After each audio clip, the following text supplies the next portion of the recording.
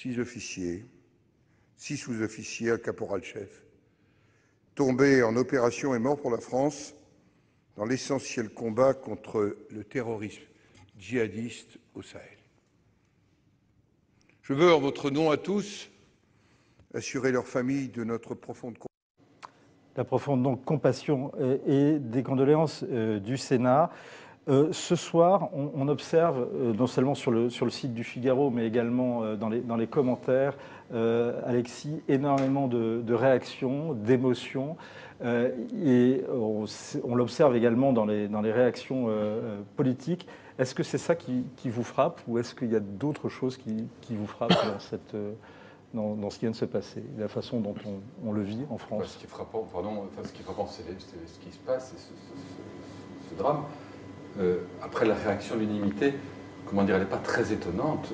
Ça fait quand même longtemps et fort heureusement que les différents partis politiques et que la nation et que les différentes opinions, différentes obédiences sont capables de s'unir autour de ces soldats. Donc c'est heureux, c'est nécessaire, ça ne me paraît pas extraordinairement inhabituel.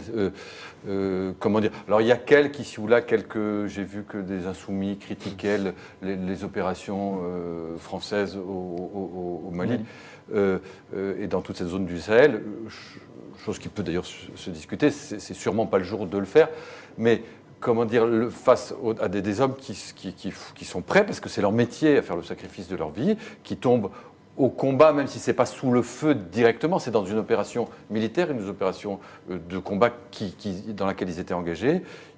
C'est leur métier, ils sont prêts à faire ça, mais c'est normal aussi que la nation se recueille et leur rende hommage.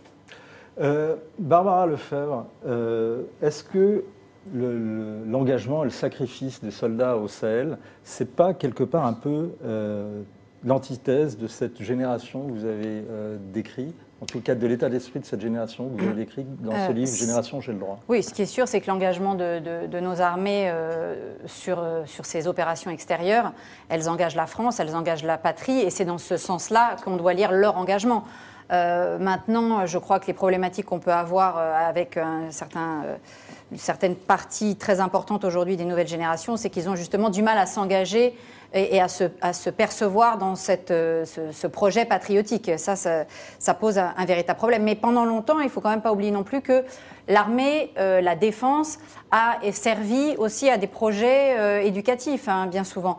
Le retour de l'armée comme étant dans sa mission combattante, c'est les années après le 11 septembre, en fait. Hein, mais toutes les années 90, on avait un discours